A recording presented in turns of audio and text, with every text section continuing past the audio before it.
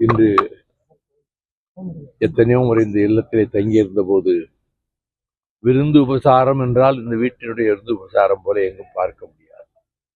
அப்படி பாசத்தோடு என்னை உபசரித்த அந்த அம்மா சகோதரி மறைவுக்கு துக்கம் கேட்பதற்காக வந்திருக்கிறேன்.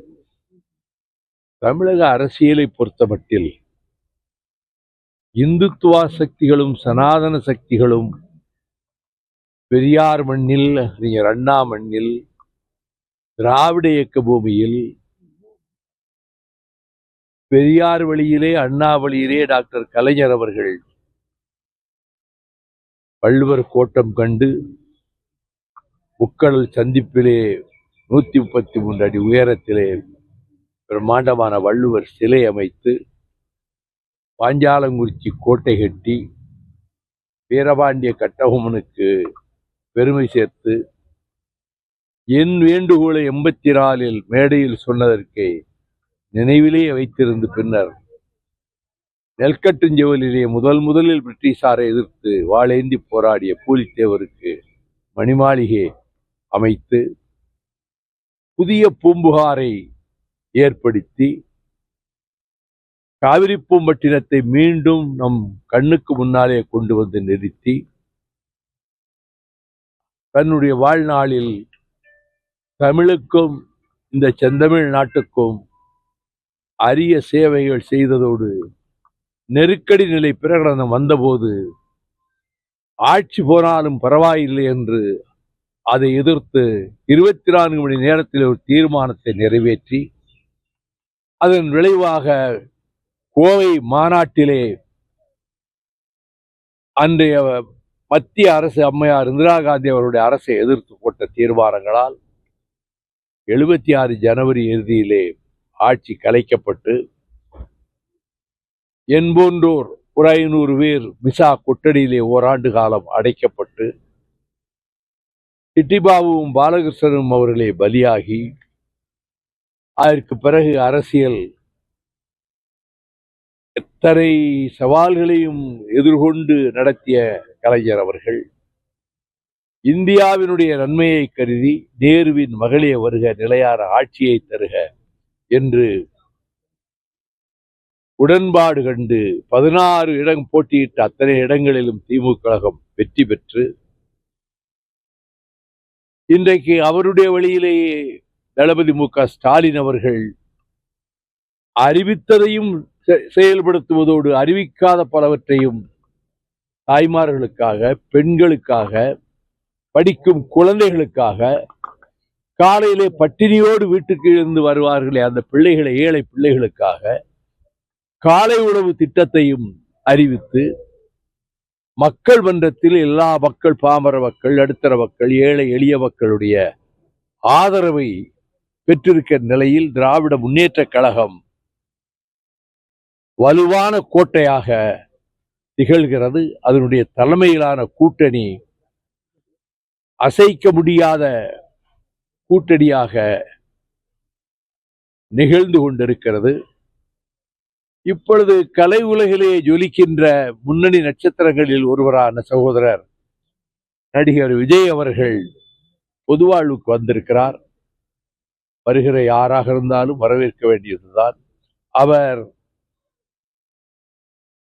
தமிழக வெற்றி கழகத்தை தொடங்கி பிரச்சாரங்களுக்கு சென்று கரூரிலே 8 மணி நேரம் தாமதமாக வந்த காரணத்தினால் திரண்டிருந்த மக்கள் 8 மணி நேரம் குடிக்க தண்ணீர் இல்லாமல் மயக்கமுற்று கீழே விழுந்து மடிந்தவர்கள், பச்சை குழந்தைகள் நெறிபட்டு மடிந்தவர்கள் என்று 41 பேர் உயிர் பலியாகக்கூடிய ஒரு துயரம் நிகழ்ந்தது. இன்று விமான நிலையத்திலே பத்திரிகையாளர்களை சந்தித்த போது அதைத்தான் சொன்னேன். அவருக்கு அனுபவம் இல்லை, ஒரு நிகழ்ச்சிகளை நடத்திய அனுபவம், அதுதான் காரணம். அவர் கொஞ்சம் அதை அதிர்ச்சி அடைந்தவராக சென்னை திரும்பி போய்விட்டார். திருச்சியிலேயே தங்கியிருந்து ஒரு நாள் கழித்தோ அந்த வீடுகளுக்கெல்லாம் அவரே சென்று நேரடியாக அவர்களுக்கு இரங்கல் தெரிவித்து 20 லட்சம் ரூபாய் ஒவ்வொரு குடும்பத்திற்கும் நிதி வழங்கி இருக்கிறார். அதை அவரே கொடுத்திருக்கலாம். அதை நான் குற்றமாக சொல்லவில்லை, அனுபவம் இல்லை. ஒரு கூட்டத்தை ஏற்பாடு செய்து நடத்தும் போது அந்த கூட்டம் நெரிசலிலே சிக்கிவிடக் கூடாது என்பதிலே கவனமாக இருக்க வேண்டியவர்கள் இயக்கத்தை நடத்துகின்றவர்கள். ஒரு கட்டுக்கோப்பான இயக்கமாக இது அமையவில்லை அவருக்கு. ஆகவே அந்த வேலையை அவர்கள் செய்யவில்லை. இத்தனை மணி நேரம் காத்திருக்கார்களே, குடிக்க இத்தனை பேருக்கு தண்ணீர் கொடுக்க வேண்டுமே என்று யோசித்திருக்க வேண்டும். நான் கிட்டத்தட்ட தமிழகத்தை முழுவதையும் காலாலேயே அளந்திருக்கிறேன். அத்தனை நடைபயணங்கள் 1000 கிலோமீட்டர், 1200 கிலோமீட்டர், 800 கிலோமீட்டர் என்று வரிசையாக பகல் வெயிலிலே கொட்டும் மழையிலெல்லாம் நாங்கள் ஒரு 1000 பேர் என்னோடு தொடர்ந்து வந்து கொண்டிருந்தார்கள். அந்த நடைபயணங்களிலே ஓரமாகவே சென்று போக்குவரத்தை ஒழுங்குபடுத்தி கொடுத்தோம். பல்லாயிரக்கணக்கான மாணவர்களை கலந்து கொண்ட ஒரு மாரத்தானை நான் ஏற்பாடு பண்ணேன் சென்னையிலே. விடியற்காலமே 40,000 பேருக்கு மேலே வந்து விட்டார்கள். நெரிசலில் பிள்ளைகள் கீழே விழுந்து மடிந்து விடக்கூடாது என்பதற்காக கூட்டத்தை தொண்டர்படையை வைத்து நான் ஒழுங்குபடுத்தினேன். நானே ஒரு 5-6 பேரை அரைந்து கூட கீழே தள்ளினேன். காரணம், ஒரு உயிர் போய்விட்டால் அங்கே மேலும் 20 உயிர்கள் போய்விடும் என்பது அனுபவத்திலே. எத்தனையோ நடைபெற கூட்டங்களில் எழுச்சி பேரணியிலே முதல் நாள் சாயங்காலம் 3:30 ஆரம்பித்து மறுநாள் பொழுது விடிந்த போதுதான் பேரணி முடிந்தது. கடற்கரை இன்னொரு அலைகடலாக, வங்காள குடாக்கடலாக இந்த பக்கம் இருப்பதை போல தமிழகத்தின் அனைத்து பகுதிகளில் இருந்தும் பல்லாயிரக்கணக்கான லாரிகளிலே, பஸ்களிலே வந்து குவிந்திருந்தார்கள். குடவாசலுக்கு நான் போகிற போது 15,000 வாகனங்கள் அணிவகுத்தன என்று தினகரன் 8 கால செய்தி போட்டது. நாங்கள் சென்னையில் புறப்பட்டு அண்ணா கல்லறையிலே சபதம் எடுத்து விட்டு புறப்பட்டு குடவாசலுக்கு வந்து நான் பேசும்போது விடிய காலை 4 மணி. அத்தனை ஆயிரம் மக்களை அவர் எந்த இடத்தில் உள்ள கூட்டங்களில் ஒரு சேலம் வராமல் பார்ப்பதற்கு காரணம், முதலில் நான் தொண்டர் படையை உருவாக்கினேன். அவர்களுக்கு முன்னாள் ராணுவ தளபதிகளை கொண்டு, ராணுவ வீரர்களை கொண்டு பயிற்சி கொடுத்தேன். ஆகவே எந்த கூட்டமாக இருந்தாலும் ஒழுங்குபடுத்துகின்ற வேலையை அந்த வாலண்டியர்ஸ், அந்த தொண்டர்கள் செய்து விடுவார்கள். அப்படியெல்லாம் செய்திருந்தால் இந்த விபரீதம், இந்த துக்ககரமான சம்பவம் நடந்திருக்காது. நான் குறையாகவோ குற்றமாகவோ சொல்லவில்லை. அனுபவம் இல்லாததாலும், நான் 71 புரட்சித் தலைவர் திமுகவில் இருந்தபோது மக்கள் திலகம் தேர்தல் பிரச்சாரத்துக்கு போகும்போது பின்னாலேயே அவர் கார்ல போயிருக்கிறேன். பெரிய கூட்டம், 2 பக்கமும் அப்படியே ரோடெல்லாம் படுத்து கிடப்பாங்க, பெண்களும் ஆண்களும். விடிய விடிய அவர் கூட்டத்துக்கு வரும்போது அந்த வேன் மேலே ஏறி நின்றுட்டு அந்த செக்க சிவந்த மேனி ரோஜா இதழை போல ஒளி வீசுகின்ற அவருடைய முகத்திலே வெளிச்சம் படும். 2 பக்கமும் கைகாட்டி கொண்டு கும்பிட்டு கொண்டே வருவார். எங்கேயும் ஒரு கீழே விழுந்தாங்க, செத்தாங்க அப்படிங்கிற பேச்சே, செய்திக்கு இடமில்லாமல் அவருக்கு இருந்த அனுபவம், நீண்ட காலமாக மன்றங்களை நடத்தி லட்சக்கணக்கான மக்களை சந்தித்த அந்த அனுபவத்தினாலே இப்படி நடந்து கொண்டார். ஆனால் அப்படிப்பட்ட அனுபவம் சகோதரர் விஜய்க்கு இல்லாததால் இன்றைக்கு இவ்வளவு பெரிய துக்க நேரத்தில் அவர் இப்படி நடந்திருக்கலாமே மற்றவர்கள் சொல்லுகிற நிலைமைக்கு ஆளாகி இருக்கிறார். ஆனால் இதை வைத்துக் கொண்டு தேர்தலில் என்ன ஆகும் என்று கேட்டால் ஒன்றும் ஆகாது. திமுக தலைமையிலான கூட்டணி மகத்தான வெற்றி பெறுவதோடு, தனிப்பெரும்பான்மையோடு திராவிட முன்னேற்ற கழகம் அறுதி பெரும்பான்மையோடு மீண்டும் ஆட்சி அமைக்கும். இந்த பிஜேபி இங்கே கால் ஊன்ற முடியாது, கால் ஊன்ற விடமாட்டோம். தமிழக மக்களும் அதற்கு இடம் தர மாட்டார்கள். ஆகவே ஒரு பரபரப்பான சூழலில் இன்னும் ஒரு சில மாதங்களிலேயே அக்டோபர் முடிய போகிறது. நவம்பரும் டிசம்பரும் காற்று வேகத்திலே சென்று மறைந்துவிடும். வருடம் பிறந்தவுடனே எல்லாம் தேர்தல் களை கட்டிவிடும். ஆக தேர்தல் களத்தை எதிர்நோக்கி இருக்கக்கூடிய இந்த நேரத்தில் தினந்தோறும் இது பற்றிய காரசாரமான விவாதங்கள் எல்லா தொலைக்காட்சிகளிலும் நடைபெறுகின்றன. அதிலே தங்கள் கருத்துக்களை அவரவர்கள் மனதுக்கு தோன்றியதை பேசுகிறார்கள். நான் ஒன்றை சொல்லுகிறேன்.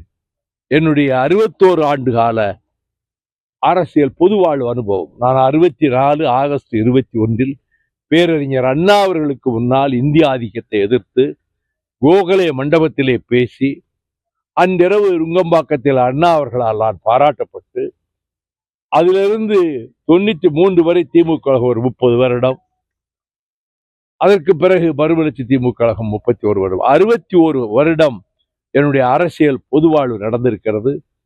எண்ணற்ற போராட்டங்கள் தமிழ்நாட்டினுடைய பொது நலனுக்காக, சுற்றுச்சூழலை காப்பதற்காக, முல்லை பெரியாருக்கு எத்தனை உண்ணாவிரதம், எத்தனை நடைபயணம், எத்தனை பேரணி, கடைசியில் கம்பம் பள்ளத்தாக்கிலே 1,00,000 பேர் திரளுகிற அளவுக்கு மக்கள் சக்தியை திரட்ட நானும் கம்பம் அப்பாஸ் அவர்களும் 658 ஊர்களுக்கு சென்று கட்சியை பற்றி பேசாமல், மதிமுகவை பற்றி பேசாமல், முல்லை பெரியாரை காக்க வேண்டும், அணையை உடைக்க கேரளம் திட்டமிடுகிறது என்று சொன்னேன். அதை காப்பாற்றி விட்டோம் என்று நினைக்கிற பொழுது இப்பொழுது சுப்ரீம் கோர்ட்ல கேரளத்தை சேர்ந்த ஒரு அமைப்பு ஒரு வழக்கு போட்டு திரும்ப அதை பற்றி பரிசீலிக்கலாம் என்று சுப்ரீம் கோர்ட் சொன்னது பேரிடியாக வந்து விழுந்திருக்கிறது. ஏற்கனவே சுப்ரீம் கோர்ட்ல இருந்து 2 நீதிபதிகளை ஆனந்த் நீதிபதி தலைமையில நம்முடைய தமிழகத்திலிருந்து ஒரு நீதிபதி, கேரளத்திலிருந்து ஒரு நீதிபதி கொண்ட குழுவையும் அமைத்து பிரார் கமிட்டி இன்னொரு கமிட்டியும் போய் எல்லாம் ஆய்வு செய்து அணை இன்னும் 200 ஆண்டுகளானாலும் அது உறுதியாக இருக்கும் என்று அவர்கள் சொன்னதற்கு பிறகு இப்பொழுது மீண்டும் அதை கிளறுகிற வேளையிலே கேரளத்திலே முயற்சிக்கிறார்கள் என்றால், முல்லை பெரியாறு திண்டுக்கல் மாவட்டத்தின் ஒரு பகுதியில் இருக்கக்கூடிய ரஞ்ச நிலங்களோடு சேர்ந்து 2,80,000 ஏக்கருக்கு பாசன வசதியை தருகிறது. 1 கோடி மக்களுக்கு குடிநீர் நீரை கொடுக்கிறது. அதற்கு சேதம் ஏற்பட்டால் நம்முடைய தென் மாவட்டங்கள் பெரும் பாதிப்புக்கு ஆளாகும். அதை போலவே அம்பரப்பர் மலையிலே நியூட்ரினோ திட்டம் வந்தால் இடுக்கி அணையும் உடையும், முல்லை பெரியாறு அணையும் உடையும், பெரும் சேதாரம் வந்துவிடும் என்பதால் அதை எதிர்த்து ஹைகோர்ட்ல மதுரை பெஞ்சில் 3 மணி நேரம் அஜ்மல் கான் அவர்களுடைய ஆலோசனையின்படி வழக்கறிஞர் அஜ்மல் கான் பேசி நான் ஸ்டே வாங்கி இப்பொழுது 6-7 வருடங்கள் ஆகிவிட்டது. என் கனவு திட்டம் என்று பிரதமர் மோடி சொன்னார் நியூட்ரினோவை. ஆனால் வரவிடாமல் தடுத்து வைக்கின்ற வேலையிலே, தமிழகத்தை பாதுகாக்கின்ற வேலையிலே வைகோ வெற்றி பெற்றிருக்கிறான்.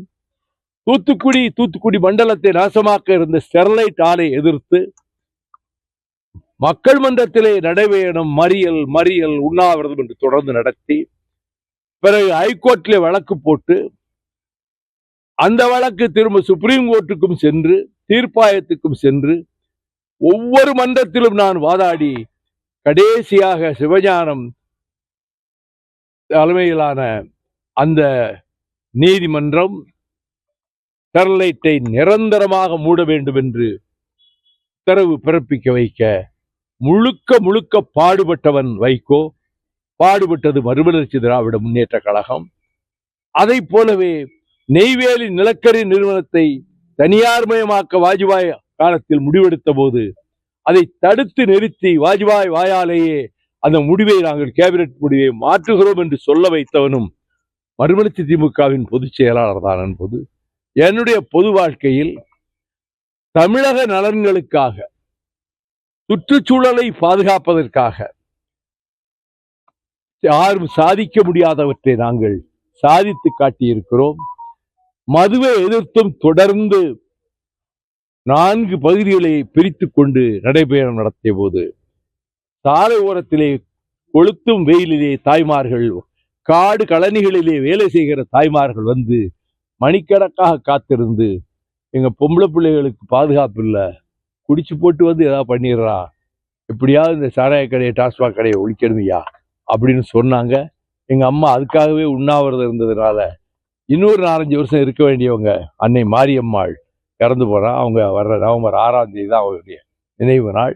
ஆகவே தமிழகத்திற்கு செய்ய வேண்டிய பணிகளை செய்தது மட்டுமல்ல, ஒரு கட்டுப்பாடான இயக்கமாக எங்கும் சட்டம் ஒழுங்கு பிரச்சனைக்கு இடம் கொடுக்காமல் நான் வார்ப்பித்திருக்கிற தொண்டர் படையினர் அதை கட்டுக்கோப்பாக எல்லா நிகழ்ச்சிகளையும் நடத்துவதற்கு அவர்கள் ஏற்பாடு செய்து கொடுத்தார்கள்.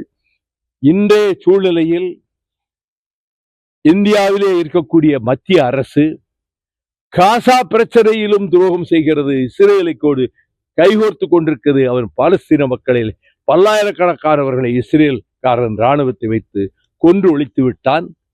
ஆனால் இந்தியா அவருக்கு ஆதரவு கொடுக்கிறது.